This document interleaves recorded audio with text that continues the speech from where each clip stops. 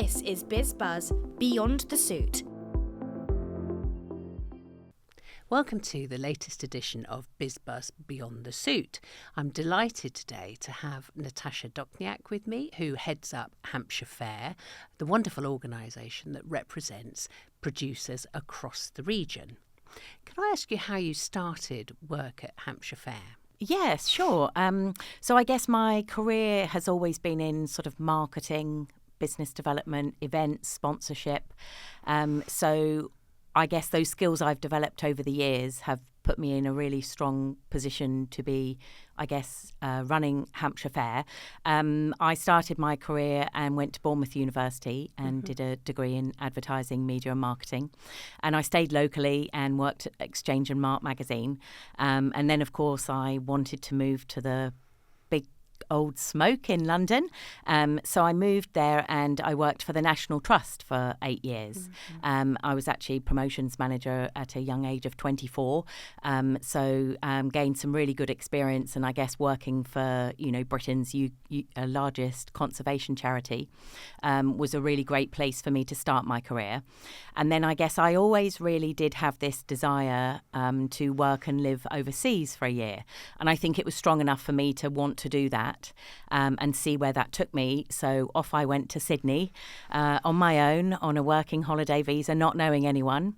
And I ended up staying 15 years. Wow. So I'm a big believer in fate and things happening for a reason. And so I did actually meet up with the Historic Houses Trust, which was the equivalent of the National Trust over there. And the marketing director said, look, I could give you a job today, actually, but you've come to travel, go and travel for 6 months and come back and see me. And that's exactly what I did. And she said, I have got a job. I need a sponsorship manager. And so I ended up getting sponsored with a visa, and I ended up staying there for 8 years and had a really, really good time. So I guess I've always sort of worked for not-for-profits, and I think having a purpose to what I do is really important. So then I was very fortunate. I got headhunted by Sydney Opera House, and wow. I ended up working there for a couple of years looking for sponsors, which of course afforded me to go to a lot of shows. And that was a really special place, and I worked with amazing people.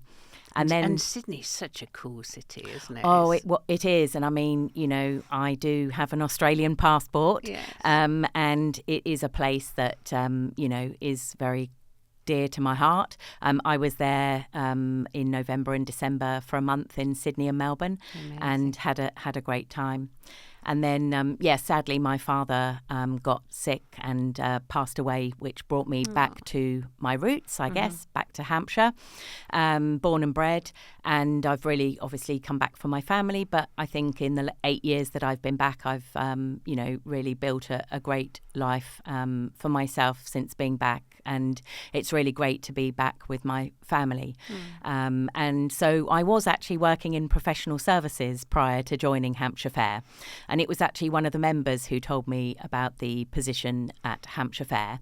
And obviously I went through the process and here we are. Yeah, amazing. And the sort of transferable skills, I guess, that you've picked up along the way, because obviously starting in publishing and then going and working with a National Trust. I mean, it's fascinating, isn't it? How you start in one place and never quite anticipate that you'll end up. No, and I think that's what's the great thing about my role now, is that I can use all those skills that I've developed over the years. And, as somebody who doesn't have a marketing budget, I am very creative in terms of the promotion I do for Hampshire Fare and really getting the message and out there. The best that you can, yes, isn't it? absolutely. Yeah, with a small team. Absolutely. We're a very small, lean team, but I think a small team that makes a big difference and has a huge impact. And you're agile as well. I think there's a lot to be said almost for a small team, isn't it? And Business South is exactly the same. We do, it's all smoke and mirrors, really. 2.5 of us, really.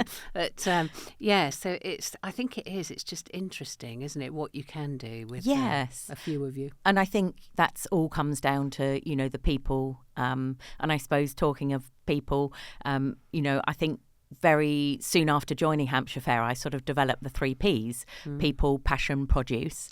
And I think that sort of runs through and it's almost our DNA. And then soon after I developed 3 Cs, collaboration, community and connection. And I think that's what really embodies Hampshire Fare and what we're all about. Well, yes, yeah, definitely. And the passion is something obviously that comes through with you, very much so. So Natasha, can you tell me about your Polish heritage? Yes, my father was Polish, my grandfather was Polish, my grandmother was Ukrainian, and they actually came to the UK during the war and ended up as refugees at the refugee camp in Hiltingbury. And I think I mentioned my grandmother was a chef, and I think, you know, food was an integral part of family life. And I think, you know, a memory of my father that really has stuck with me is that obviously growing up, they really didn't have very much. And, you know, I remember one Christmas, he was given a loaf of bread. That was his Christmas present. Oh, yeah. But I think, you know, the Polish obviously cook a lot and, you know, have lovely local recipes that my grandmother used to cook, and indeed my father. But I think also food brings people together in such a lovely way, and it's something so simple. Even if you don't have a great deal, you'll share what you yes, have. Yes, all absolutely. Around the table. Yes, yeah. And I think, you know, that's what's really nice about food and drink is the way it just universally brings everyone together. So when you were growing up then, what did you think you might do as a job? Well, funnily enough, I thought I might become a newsreader. Oh, yes, which is, you've nearly done that with your slots or on the an radio, air hostess. Oh, right. Wow. Yeah. So quite different, different. Yeah, it's funny, isn't it, what you think, isn't it? You think is going to happen to you. You're clearly passionate about the work that you're doing with Hampshire Fare. What really gets you going with your organisation? Yes, I think so. Hampshire Fare, we're a membership organisation for food, drink and craft, and I suppose our mission is to really champion and support and help promote those members. They're members from small producers right through to hospitality, retail, so farm shops, and of course those support services there to help our members run their business. I can honestly say that in my role, no 2 days are ever the same, which is actually something that really excites me. But also, I think, yes, again, very early on, it was uncovering the stories behind these producers, the retail, hospitality businesses, because I think that's actually what makes it so personal. And of course, you know, if you say take a honey producer, you know, actually understanding and learning more about how they became a beekeeper and, you know, what made them want to start doing that, and now looking at how they're running and making a living from it, I think is just fascinating. And no 2 stories are the same. And it's about getting those stories out to consumers around really the importance of supporting local, trying these amazing quality produce and products that we have right here on our doorstep. Yeah, definitely. Because Waitrose have done very well with that personal story, haven't they? Where you feel like you know the farmer who's producing your pork chops or yes, I or think the all cheese. of the sort of supermarkets are wanting to, you know, go down that route, if you like, because I think consumers are becoming a lot more interested in where their food comes from, you know, sustainability, food miles, food waste. I think that's really big on everybody's agenda right now. Would you describe yourself as a foodie? Do you really enjoy food? Well, I think you can see I'm no skinny malink. Yes, I mean, I've always, I guess, my grandmother was actually a chef, and my father was Polish, so I do have some Polish heritage, and I think, you know, they were always cooking. So I guess from a young age, I grew up around food, and I think that has continued. I think, you know, here in Hampshire and on the Isle of Wight, we're very spoilt with how many amazing restaurants we have. And I think good food always comes down to having good ingredients. I do like to cook. I can't profess that I'm a great cook, but I think, you know, it just sometimes is about simple ingredients And so, yes, I would say I'm a foodie. Obviously, since I've been in this role, I've been fortunate enough to obviously go to some of those restaurants and learn more about the produce that we have here on our doorstep. I always talk about Hampshire having a really rich larder. And I think when we look at some of the iconic produce that Hampshire is most well known for, it is things like the strawberries, the Isle of Wight tomatoes, the Isle of Wight garlic, our chalk stream trout. 85% of the chalk stream rivers are here in Hampshire. Obviously, I can't not mention the watercress. There's a watercress festival even on it. Then you've got... And it was interesting hearing yesterday about the mint, wasn't it? Yes, is it Summerdown mint. Mint. Yes, the peppermint. And I think cheese, we've got some world-class cheese here on... and, of course, the Panage pork, which is very unique to the New Forest. So... Yes, it's made me feel hungry just talking about it. Oh, and I think you were just saying as well that you're just about to bring out your latest brochure for a Hampshire Fare. Yes, and that what is the aim with that? So Hampshire Fare produces a free local produce guide every year, and that's a really, I guess, a way for us to showcase our members to the public, and also then we take that guide to events that we go to throughout the summer, but also then our members can use that as their own marketing tools. So they take advertising within the guide, and then obviously the public can pick those up at places like farm shops, restaurants, hotels.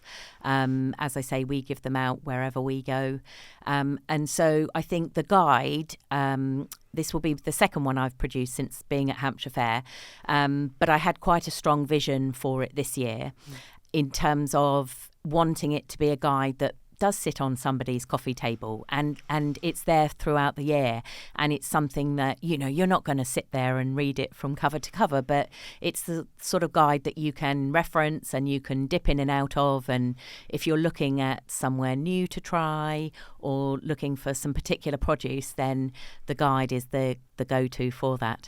Yeah. And do you have any favourite? Are you allowed to have favourites? Oh, I'm not allowed to have favourites, Kate. No, not with 350 members. But, obviously through my job, I get to try some of this amazing produce, and I can honestly say there's not really anything I don't like. Yeah. Working your way around them anyway. Absolutely, that's yes. the main thing, isn't it? And how would you see... Do you see the sort of, in Italy, you've got the sort of slow food movement, haven't you? And very much looking at that, using local food and the quality as well is really important, isn't it? Yes. Is that where you'd like things to get to here? I mean, do you feel that that's coming? I think so. I think, as I alluded to earlier, I think the consumer is becoming a lot more conscious around sustainability, food miles, provenance of food. And of course, you're always going to have that, debate in a way around quality produce is obviously going to cost you a little bit more. I mentioned honey. A jar of honey from a beekeeper locally is going to be more than your supermarket honey, but the quality and the benefits of that are second to none. And I think also it's really important for the public to get behind our producers in terms of keeping that money in the local economy. I think in terms of food waste, people are a lot more conscious of that these days, and I think also something that people are more of is more health conscious, and that comes back to absolutely having quality produce and ingredients.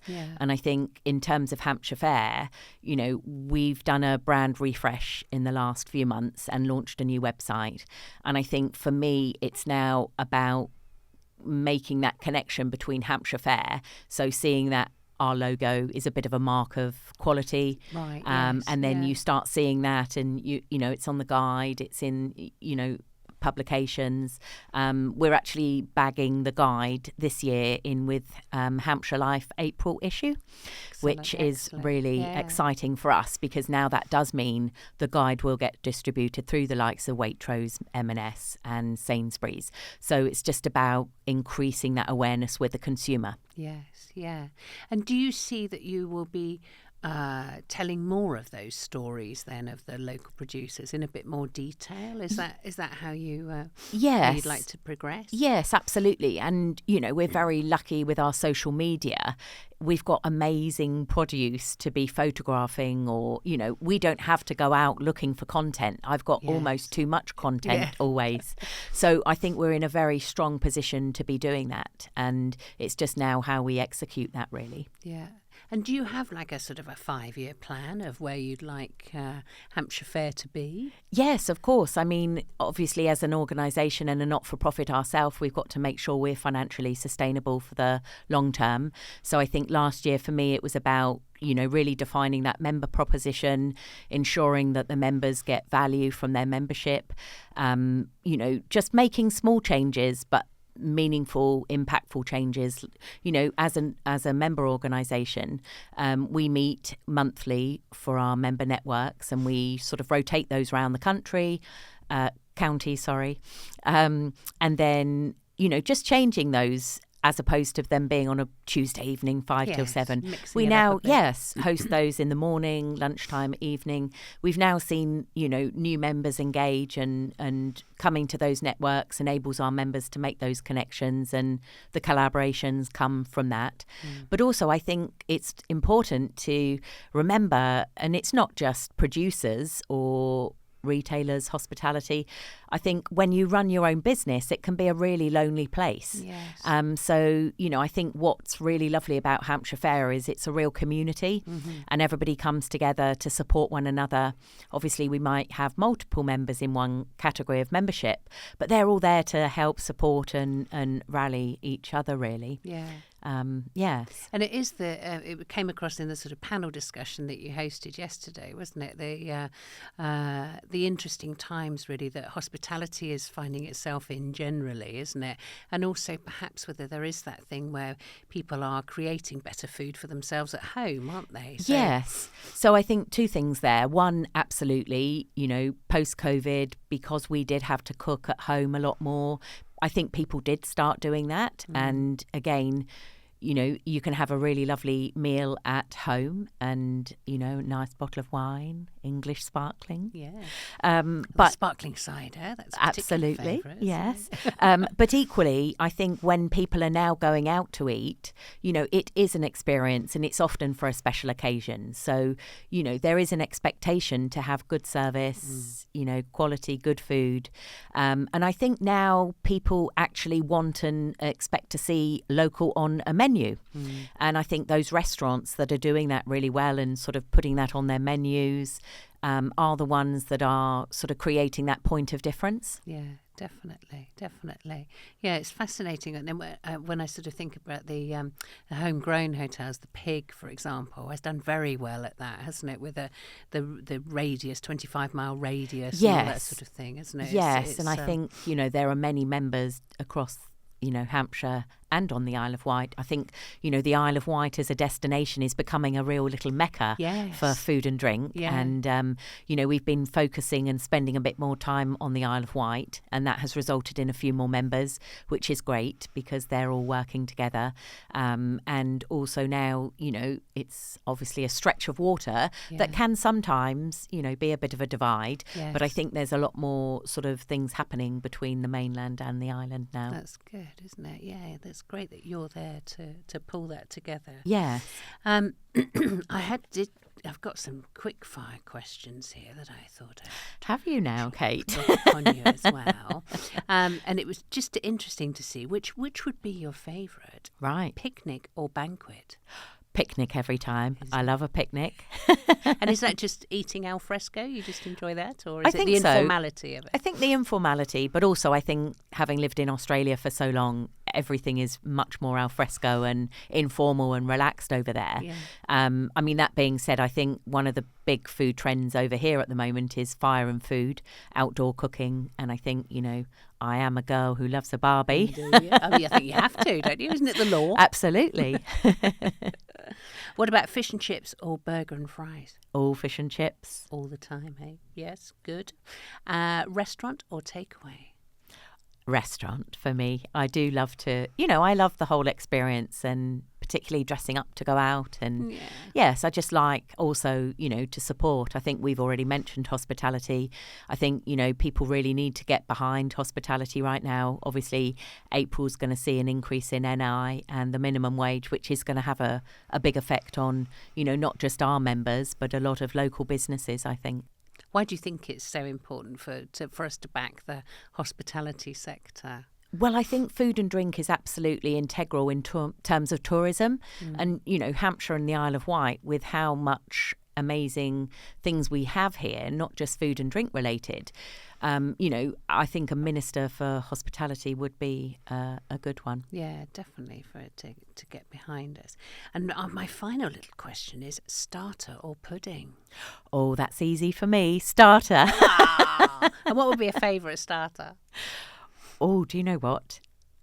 I don't know, actually, but I do have a bit of a penchant for cheese. Do you? Yes, yes. I'm not surprised. And probably just as well with all the lovely cheese that there is in Hampshire. Yes, absolutely. Oh, thank you so much for the chat, Natasha. Oh, really, Kate, really it's absolutely enjoyed it. flown by, hasn't Yeah, it? wonderful. Thank you so much. Thank you. Thanks a lot.